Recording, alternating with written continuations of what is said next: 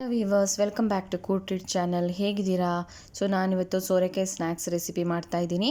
So ಇಲ್ಲಿ ನಾನೊಂದು ಅರ್ಧ ಸೋರೆಕಾಯಿನ ಗ್ರೇಟ್ ಮಾಡಿ ಇಟ್ಕೊಂಡಿದ್ದೀನಿ. ಹಾಗೆ ಇದಕ್ಕೆ ನಾನಿಲ್ಲಿ 2 ಸ್ಪೂನ್ ಗೋಧಿ ಹಿಟ್ಟು ಹಾಕ್ತಾಯಿದ್ದೀನಿ.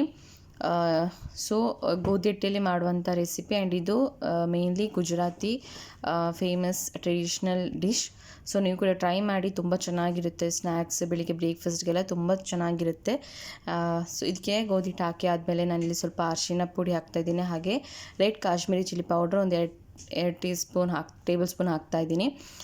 ಹಾಗೆ ಖಾರಕ್ಕೆ ಪೆಪ್ಪರ್ ಪೌಡ್ರ್ ಯೂಸ್ ಮಾಡ್ತಾಯಿದ್ದೀನಿ. ನಾನು ಗ್ರೀನ್ ಚಿಲ್ಲಿ ಏನು ಯೂಸ್ ಮಾಡ್ತಿಲ್ಲ, ಒಗ್ಗರಣೆಗೆ ಮಾತ್ರ ಗ್ರೀನ್ ಚಿಲ್ಲಿ ಯೂಸ್ ಮಾಡೋದು.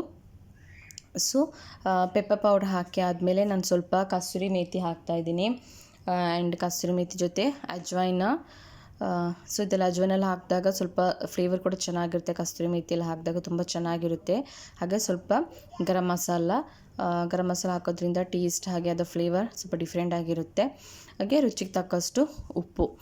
ಸೊ ಇಷ್ಟನ್ನು ಹಾಕಿಬಿಟ್ಟು ಚೆನ್ನಾಗಿ, ಹಾಗೆ ಇದಕ್ಕೆ ನಾನು ಸ್ವಲ್ಪ ಇಲ್ಲಿ ಕುಕ್ಕಿಂಗ್ ಆಯಿಲ್ ಹಾಕ್ತಾಯಿದ್ದೀನಿ. ನೀವು ಕೋಕೋನಟ್ ಆಯಿಲ್ ಇಲ್ಲ ಯಾವುದಾದ್ರೂ ಹಾಕೋಬೋದು. ಹಾಗೆ ಸ್ವಲ್ಪ ಕೊರಿಯಂಡರ್ ಲೀವ್ಸ್ ಹಾಕ್ತಾಯಿದ್ದೀನಿ. ಇಷ್ಟು ಹಾಕ್ಬಿಟ್ಟು ಚೆನ್ನಾಗಿ ಇದನ್ನ ಮಿಕ್ಸ್ ಮಾಡ್ಕೋಬೇಕು. ಸ್ವಲ್ಪ ಚೆನ್ನಾಗಿ ಹಿಟ್ಟು ಚೆನ್ನಾಗಿ ನೀಡ್ ಮಾಡಬೇಕು. ನೋಡ್ತಿದ್ದೀರಲ್ವ, ಈ ರೀತಿ ಆಗಬೇಕು. ಸೊ ಈಗ ಇದನ್ನ ಸಣ್ಣದಾಗಿ ತಗೊಂಡು ಒಂದು ರೌಂಡ್ ಶೇಪ್ ಉದ್ದದಾಗಿ ಮಾಡಿ ಸ್ಟೀಮ್ ಮಾಡ್ಕೋಬೇಕು. ಫಸ್ಟ್ ಸ್ಟೀಮ್ ಮಾಡೋದು ಒಂದು 30 ಮಿನಿಟ್ಸ್ ಸ್ಟೀಮ್ ಮಾಡಬೇಕಿಲ್ಲಿ. ಸೊ ಅಲ್ಲಿ ನೋಡ್ತಿದ್ದೀರಲ್ವ, ನಾನು ಸಣ್ಣದಾಗಿ ಈ ಥರ ಮಾಡ್ಕೋತಾ ಇದ್ದೀನಿ. ಸೊ ನಿಮಗೆ ಸ್ಟೀಮರ್ ತುಂಬ ದೊಡ್ಡದಿದೆ ಅಂದ್ರೂ ದೊಡ್ಡದಾಗೂ ಮಾಡ್ಕೋಬೋದು.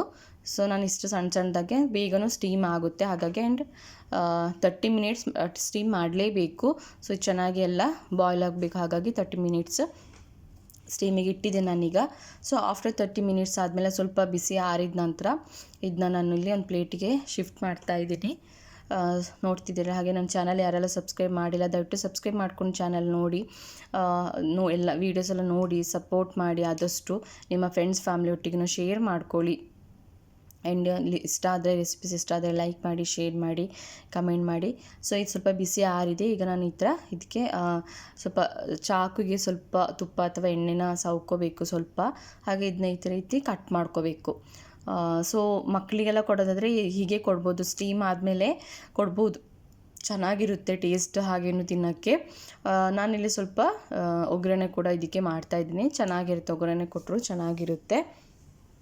ಸೊ ಎಲ್ಲದನ್ನು ಆ ಥರ ಕಟ್ ಮಾಡಿ ಇಟ್ಕೋಬೇಕು. ನೋಡ್ತಿದ್ದೀವಿ ಸಾಫ್ಟಾಗಿ. ಆ್ಯಂಡ್ ಟೇಸ್ಟ್ ಅಂತೂ ತುಂಬ ರುಚಿಯಾಗಿತ್ತು. ನಾನು ಕೂಡ ಫಸ್ಟ್ ಟೈಮ್ ಟ್ರೈ ಮಾಡಿ ನಂಗೆ ತುಂಬ ಇಷ್ಟ ಆಯಿತು. ಹಾಗಾಗಿ ನಾನು ನಿಮ್ಮೊಟ್ಟಿಗೆ ಶೇರ್ ಮಾಡ್ಕೋತಿದ್ದೀನಿ ರೆಸಿಪಿ. ಸೊ ಇಲ್ಲಿ ನಾನು ಸಣ್ಣ ಒಂದು ಪ್ಯಾನಿಗೆ ಸ್ವಲ್ಪ ಎಣ್ಣೆ ಹಾಕಿಬಿಟ್ಟು ಇದಕ್ಕೆ ಸ್ವಲ್ಪ ಜೀರಿಗೆ ಹಾಕಿದ್ದೀನಿ. 1-2 ಹಸಿಮೆಣ್ಸಿನ್ಕಾಯಿನ ಕಟ್ ಮಾಡಿ ಹಾಕೋತಾ ಇದ್ದೀನಿ. ಸೊ ಇದೆಲ್ಲ ಚೆನ್ನಾಗಿ ಫ್ರೈ ಆಗಬೇಕು. ಹಾಗೆ ಒಂದು 2 ಬೆಳ್ಳುಳ್ಳಿನ ಸಣ್ಣದಾಗಿ ಕಟ್ ಮಾಡಿ ಬೆಳ್ಳುಳ್ಳಿ ಕೂಡ ಹಾಕೋತಾ ಇದ್ದೀನಿ. ಸೊ ಜೀರಿಗೆ ಜೊತೆ ನೀವು ಸಾಸಿವೆ ಬೇಕಾದ್ರೆ ಹಾಕ್ಕೋಬೋದು, ನಾನಿಲ್ಲೇನು ಹಾಕ್ತಾ ಇಲ್ಲ. ಇದು ಚೆನ್ನಾಗಿರುತ್ತೆ ಫ್ಲೇವರ್ ಎಲ್ಲ ಒಗ್ಗರಣೆ ಕೊಡೋದ್ರಿಂದ. ಇನ್ನೂ ಒಂಥರ ಡಿಫ್ರೆಂಟಾಗಿ ಟೇಸ್ಟ್ ಇರುತ್ತೆ. ಸೊ ಈ ಒಗ್ಗರಣೆ ಮಾಡೋಷ್ಟರಲ್ಲಿಗೆ ಅದೆಲ್ಲ ಚೆನ್ನಾಗಿ ಕಟ್ ಮಾಡಿ ಎಲ್ಲ ಸೆಟ್ಟಾಗಿರುತ್ತೆ. ಈಗ ಸ್ವಲ್ಪ ಹಿಂಗೆ ಹಾಕಿದ್ದೀನಿ ನಾನಿಲ್ಲಿ. ಹಿಂಗೆ ಸ್ವಲ್ಪ ಹಾಕಿದರೆ ಸಾಕು. ಸೊ ದಯವಿಟ್ಟು ನನ್ನ ಚಾನಲ್ಗೆ ಸಪೋರ್ಟ್ ಮಾಡಿ, ಇಷ್ಟ ಆದರೆ ಲೈಕ್ ಮಾಡಿ, ಶೇರ್ ಮಾಡಿ, ಕಮೆಂಟ್ ಮಾಡಿ. ನಿಮ್ಮ ಫ್ರೆಂಡ್ಸ್ ಫ್ಯಾಮಿಲಿ ಒಟ್ಟಿಗೂ ಶೇರ್ ಮಾಡ್ಕೊಳ್ಳಿ ಚಾನಲ್ನ. ಹಾಗೆ ಸ್ವಲ್ಪ ಕರಿ ಲೀವ್ಸ್ ಕೂಡ ಹಾಕೋತಾ ಇದ್ದೀನಿ ನಾನಿಲ್ಲಿ. ಸೊ ಕರಿ ಲೀವ್ಸ್ ಎಲ್ಲ ಹಾಕಿ ಆದಮೇಲೆ ಈಗೊಂದು ಸ್ವಲ್ಪ ಪೇಸ್ಟ್ ರೆಡಿ ಮಾಡ್ಕೋಬೇಕು.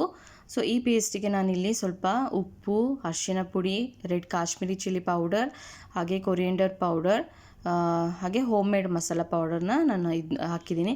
Home made masala powder recipe ನಾನು ಆಲ್ರೆಡಿ ಯೂಟ್ಯೂಬ್ ಚಾನಲ್ ಹಾಕಿದ್ದೀನಿ. ಸೊ ನೋಡಿ. ಓಕೆ, ಇಷ್ಟನ್ನು ಹಾಕಿಬಿಟ್ಟು ಸ್ವಲ್ಪ ನೀರಲ್ಲಿ ಮಿಕ್ಸ್ ಮಾಡಿ ಇದನ್ನ ಹಾಕ್ಕೋಬೇಕು. ಈಗ ಸ್ವಲ್ಪ ಬಿಳಿ ಎಳ್ಳು ಹಾಕ್ತಾಯಿದ್ದೀನಿ. ಹಾಗೆ ಇಲ್ಲಿ ಸ್ವಲ್ಪ ಗರಂ ಮಸಾಲ ಹಾಕ್ತಿದ್ದೀನಿ ಅಷ್ಟೇ. ಇಷ್ಟು ಹಾಕ್ಬಿಟ್ಟು ಚೆನ್ನಾಗಿ ಇದನ್ನ ಫ್ರೈ ಮಾಡ್ಕೋಬೇಕು. ನೋಡ್ತಿದ್ದೀರ ಅಲ್ವಾ, ಚೆನ್ನಾಗಿ ಅದು ಸ್ವಲ್ಪ ಫ್ರೈ ಆಗಿ ಸ್ವಲ್ಪ ಕಲರ್ ಚೇಂಜ್ ಆಗಲಿ, ಇಷ್ಟಾದರೆ ಸಾಕು.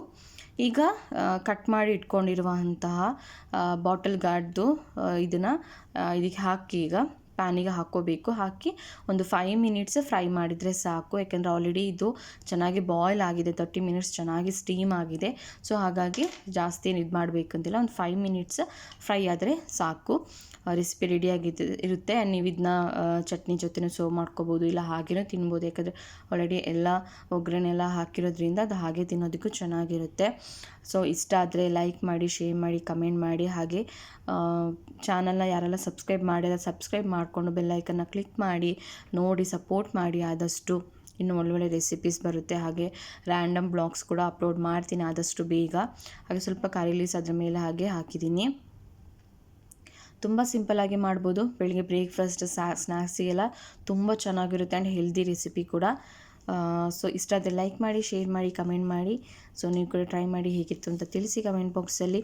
Thank you for watching good treat channel. Thank you so much.